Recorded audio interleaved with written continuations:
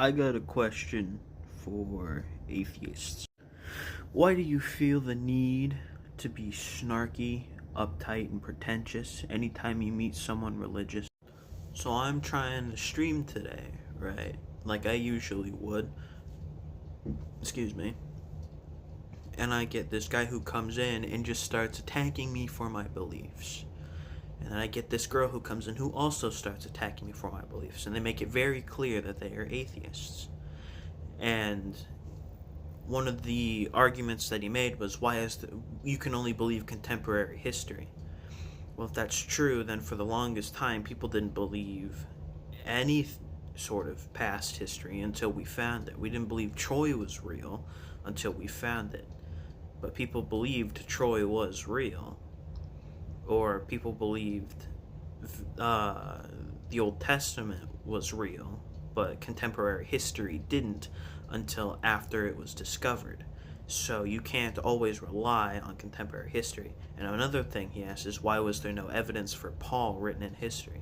Well, that's because he was just a Jew. He was some random Jew with Roman citizenship who lived in Judea.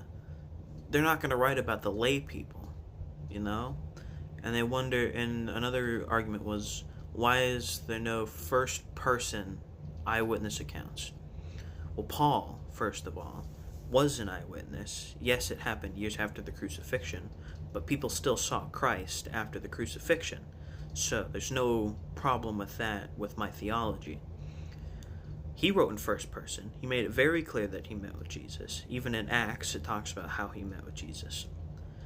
And if you read Acts, it's in first person, and it talks about the eyewitnesses who were there, such as Stephen. And if you look at Matthew, Mark, Luke, and John, they're all eyewitnesses. Yes, they write in third person, but when people wrote history back in the first centuries of the world, they wrote in third person. They didn't write it in first person because it was so important that they were giving it out to the world that they wrote it in third person. That's common knowledge. Now, the next argument came from Luke 1, at the beginning of Luke 1, 1 through 4.